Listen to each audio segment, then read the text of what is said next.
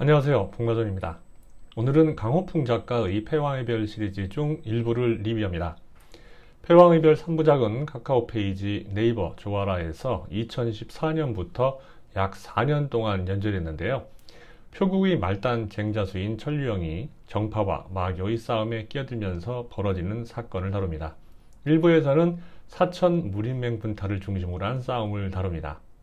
장용순 B6 부인님이 리뷰를 신청해서 봤는데 3부작 30권에 달하더군요.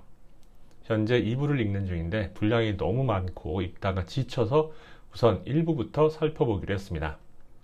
패왕의 별은 모든 무림인들의 목표이자 전설입니다. 이 별은 무림 패왕의 상징이자 천하 제일인의 상징인 셈이죠. 천류영은 소규모 표국의 쟁자수인 20대 청년입니다. 국주의 총애를 받았지만 국주의 무능한 아들이 표국을 맡은 이후에는 쟁자수로 강등당한 채 생활하고 있습니다. 워낙 가난한 데다 노모와 여동생을 책임져야 하기에 참고 일하는 수밖에는 방법이 없네요. 그런데 어느 날 표물행 중에 총표두가 진로를 바꾼다고 발표합니다. 농림도들에게 줄 통행세를 착복하기 위해서였죠. 천류영은 진로를 바꾸면 농림도들에게 다 죽을 것이니 다시 생각하라고 조언하지만 오히려 망신과 굴욕만 당하게 됩니다. 안타깝게도 천류영의 예상은 빗나가지 않습니다. 표사들이 아소체를 피해간다는 사실을 알게 된 농림도들이 벼르고 있었던 거죠. 총표두 이하 표사들이 살해당한 후에 천류영은 두목인 광혈창의 미래에 관한 조언을 해주고 기적처럼 위기를 빠져나옵니다. 객잔에서 귀환을 축하하던 쟁자수들과 천류영이 나누던 이야기를 건봉, 독고설이 엿듣게 되면서 천류영의 운명은 완전히 뒤바뀌게 됩니다. 독고설은 천류영과 술래기를 벌이던 중 취해서 한 침상에서 얼싸안고 자게 됩니다. 여자로서는 치명적인 실수를 하게 된 거죠. 이때 마교 천마검 백운회는 무림맹 사천분탈을 급습해서 점령합니다. 백운회는 수많은 전투에서 불패 신화를 이룩한 전설적인 인물로 패왕의 별에 가장 근접한 인물입니다. 처음 등장 장면에서는 백운회가 압도적인 우위를 점하지만 마교내의 내분으로 위기를 겪는 동안 천류영이 성장하면서 미상의 차이를 많이 극복합니다. 천류영은 사천분타에서 도망쳐왔다는 비구니의 행동과 말을 철저하게 분석해서 첩자임을 밝혀내고 이로 인해 정파 무리인들의 신뢰를 받게 됩니다. 천류영은 마교 첩자들의 눈을 속이기 위해서 사천분타로 가는 척 페인트를 쓴 후에 실제로는 아미파 문인들에게 정파 무림인들을 보내 문인들을 구합니다. 천류영의 전략으로 정파 무림인들이 흥랑대를 괴멸 상태로 몰아넣지만 백운회가 뒤늦게 합류하면서 상황은 다시 역전됩니다. 이때 천류영은 백운회에게 비어있는 사천분타에 당문이 향한다는 거짓 정보를 제공함으로써 백운회를 물러나게 하는데 성공합니다. 백운회는 천류영을 스카우트하려다 거절당한 후에 가장 강력한 자신의 적수가 될 것이라고 예상합니다. 사실 나중에 밝혀지게 되지만 두 사람은 어린 시절 만난 적이 있었던 사이였죠. 아미파와 정파 무림인들을 구한 공로로 천류영은 무림맹 사군사가 되고 무림 서생이라는 벼슬을 얻게 되며 독고제가를 비롯한 정파 무림인들의 압도적인 지지와 신뢰를 받게 됩니다. 백운회는 청성파와 당문을 공격합니다. 오만했던 청성파는 백운회의 첩자가 우물에 풀어놓은 신선패 때문에 무력하게 무너집니다. 당문 또한 문중의 과욕으로 당문 최고의 무기인 무형지독을 잃게 됨으로써 스스로 위기에 빠집니다. 가까스로 당문 멸문 직전에 도착한 천류영은 무형지독이 남아있다는 구라를 치면서 마교 수뇌부를 속이고 도주하게 만듭니다. 이 장면에서 이 소설에서 가장 큰 오류와 설정이 발견되는데 이 부분은 단점 부분에서 다시 한번 소개하겠습니다. 한편 점창파는 문주의 과다한 공명심으로 마교와 정면 대결을 벌였다가 20년 동안 복문이라는 치욕을 당하고 문을 닫습니다. 압도적이던 마교의 기세는 갑작스런 내부 분열로 무너집니다.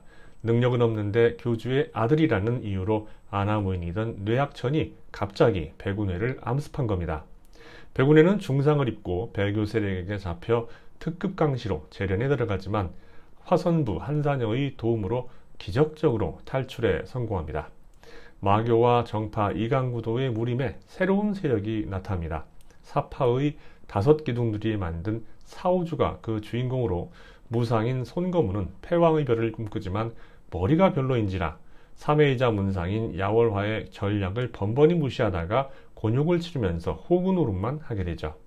이렇게 패왕의 별을 꿈꾸는 인물들이 본격적인 대결을 앞두고 패왕의 별 1부는 막을 내립니다. 주인공 천류영은 무공을 모릅니다. 무공을 배우긴 하지만 최후의 순간을 대비한 호신용일 뿐입니다. 주인공이 전략과 조직력을 장기로 삼는다는 설정은 기존 무협과 확연하게 대비되는 차별화 포인트입니다. 백운회와 천류영의 대결 구도는 시종일관 이야기의 긴장감을 불어넣습니다. 시리즈 전체에 두뇌형 리더와 카리스마형 리더 투톱 주인공 시스템을 적용함으로써 1인 주인공 독주 시스템과는 다른 재미를 부여하죠. 두 사람의 목표 실현 과정에서 사회 비판적 메시지를 명확하게 전달하는 점도 매력적입니다. 기득권의 부패와 개혁 방해로 인한 한계 때문에 혁명을 시도할 수밖에 없다는 백운회의 주장은 복수나 문파 재건, 강호 제일인이 되는 목표와는 확실하게 다른 지향점을 보여줍니다. 30권 시리즈를 3부로 나누어서 파트별로 핵심 사건 중심으로 이야기를 풀어가는 전략도 좋습니다. 1부 사천성 전투, 2부 절강성 권력암투, 3부 패왕의 별 쟁탈전은 지루할 수 있는 전개 과정에 리듬감과 여유를 부여합니다. 패왕의 별 1부에서 가장 인상적인 조연을 꼽으라면 단연 흥랑대주 초지명입니다. 강직한 심성에 무공은 압도적이고 공과 사가 확실하며 충성심도 높은 무인의 표본과 같은 인물이기 때문입니다. 아끼는 친동생이 천류영 일행과의 싸움에서 도망쳐오자 군법에 의거하여 죽이려고 하다가 부하들의 만리로 한 팔만 자르고 좌천시킬 정도입니다. 천류영 일행과 대결할 때 모두의 예상을 뛰어넘는 무위로 정파인들을 수세에 몰아넣기도 합니다. 천궁의 후계자 풍운도 매력적인 조연입니다. 1인 전승이라는 궁의 법칙에 따라서 어려서부터 철저하게 수련을 해온 풍운은 20대의 나이에 이미 절정고수가 되는데 명예나 권력에 집착하지 않고 천류영의 호위무사를 자처합니다. 무지막지한 경공실력과 검술로 엄청난 위력을 보여주는 인물이죠. 패왕의 별 1부에서 가장 거슬렸던 부분은 당문과 마교의 전투 장면입니다. 당문주가 마교의 자살특공대나 다름없는 노파의 사기에 걸려 무형지독을 잃는 장면은 설득력도 부족하고 설정도 큰 오류를 가지고 있습니다. 무형지독 재료가 아무리 욕심나도 가주라는 인물이 외부인을 가문의 비밀 장소에 별다른 금제 없이 데려다주는 행동은 도대체 이해 불가합니다. 당문을 구하기 위해서 천류영이 무형지독이라면서 밀가루를 뿌리는 장면은 무협 소설 전체를 통틀어 역대급 오류로 지적할 수 있습니다.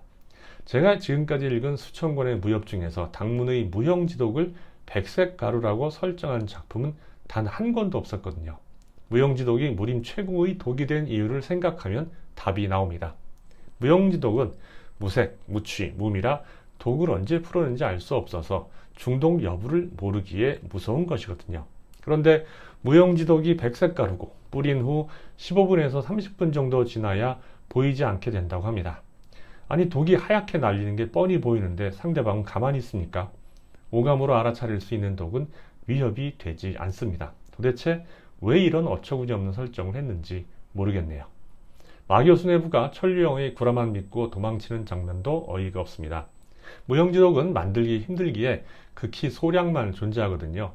물량 공세로 계속 밀어붙이면 버틸 수가 없는 거죠. 게다가 마교가 지레 겁을 먹고 싸우기도 전에 도망치는 장면은 전형적인 마교와는 사뭇 다른 모습입니다. 두 번째 치명적인 단점은 천류영을 띄워주려고 다른 인물들을 아예 바보로 만든다는 겁니다. 아소체의 광열창 두목까지는 그래도 납득할 수가 있습니다. 그런데 난다긴다 하는 무림맹 군사들마저 천류영의 생각에 전혀 미치지 못합니다. 자존심 세고 가문과 출신 성분 따지기로 유명한 정파 무림인들은 천류영의 말만 듣겠다고 고집을 피우죠. 사회생활 조금만 해본 독자라면 이런 설정이 얼마나 터무니없다는 걸 잘 알 겁니다. 어느 조직이든 굴러들어온 돌은 엄청난 방해 공작과 질시를 받는 게 보통이거든요. 더구나 천류영은 쟁자수 출신입니다. 천류영이 흥랑대주 초지명과의 대결에서 정파 수뇌부 인물들에게 초지명이 싸울 때 상황에 따라 극을 잡는 파지법이 다르다고 알려주는데요. 그 말을 들은 고수들이 감탄사를 터뜨리며 무릎을 칩니다. 아니, 무공을 익힌 지 수십 년 된 고수들을 다 바보들로 만드는 이 장면은 천류영을 띄우는 게 아니라 오히려 매기는 겁니다. 또 다른 황당한 장면도 있습니다. 천류영이 기초 체력을 쌓게 타고 달리기를 시작하는데 그 모습을 본 수뇌부들과 부하들이 다 감동해서 눈물을 글썽이며 같이 뜁니다. 무공이 무슨 아침구벌합니까? 마지막 단점은 군사형 비인공을 설정하면서 피할 수 없는 군웅할거형 전개 방식입니다. 천류영이 무인맹에 자리 잡기 전인 1부는 그나마 괜찮은데 적의 규모가 커지면서 문제가 심각해집니다. 대다수 무협이 주인공 1인을 중심으로 이야기를 전개하는 가장 큰 이유는 전개 속도가 빠르고 독자가 읽기 쉽기 때문이죠. 그런데 이 작품은 천류영이 작전을 세우고 지시하면 조연들이 실행하는 구조란 말이죠. 조연급, 엑스트라급 인물들에게도 분량을 할애할 수밖에 없습니다. 작전 수립을 하는 과정이나 일상적인 장면에서의 대화 분량이 수십 페이지가 넘어가는 이유입니다. 더구나 내용을 이해하려면 한 번이라도 등장한 등장인물들을 다 기억해야 합니다. 그래서 힘들어요. 금방 질려버립니다. 연재 방식으로 하루에 한두 편씩 읽는 게 아니라 단행본으로 몰아서 읽는 경우엔 더 힘듭니다. 표류공주의 작가 최후직이 쓴 용병시대와 좌백이 쓴 천마굴림이 비슷한 이야기 방식이라서 제가 읽고 나서도 리뷰를 하지 않았거든요. 패왕의 별과 현재 읽고 있는 이재일의 서문반점을 보면 이러한 차이가 아주 극명하게 대비됩니다. 서문반점도 총 4부로 나뉘는 장편 무협인데 읽으면 전혀 지루하지 않습니다. 작가가 주인공을 놓지 않는 데다 쓸데없는 올려치기와 지루한 대화의 분량을 낭비하지 않기 때문입니다. 궁금하면 두 작품의 일부만 동시에 읽어보길 바랍니다. 무슨 말인지 확실히 알 수 있을 겁니다. 리뷰를 요청한 장영순 B6V님에게는 다소 미안한 이야기지만 패왕의 별은 장점만큼이나 단점이 명확해서 적극적으로 추천을 하지는 못하겠습니다. 현재 2부를 읽고 있긴 한데 2부와 3부가 1부보다 더 재밌을 것 같지는 않거든요. 마교와 배교 수뇌부들과 무림맹 군사들이 여전히 바보짓을 하고 있어서 반전을 유발하거나 긴장감을 지속할 수 없을 것으로 보입니다. 이 시리즈는 설정의 무리수 따위는 신경 쓰지 않고 색다른 먼지킨 무협을 선호하는 독자들이라면 좋아할 것 같습니다. 반면 이재일이나 좌백의 철학적인 무협, 용대운의 반전과 복수실행, 장경의 묵직하고 비가머린 무협을 좋아하는 독자들에겐 전혀 맞지 않습니다. 무협 성향을 감안하여 선택하기 바랍니다. 무형지독의 치명적인 설정 오류와 주인공 경배에 가까운 띄워주기가 워낙 커서 좋은 점수를 주기는 어렵네요. 이 작품에 대한 북마전 평점은 5.6점입니다.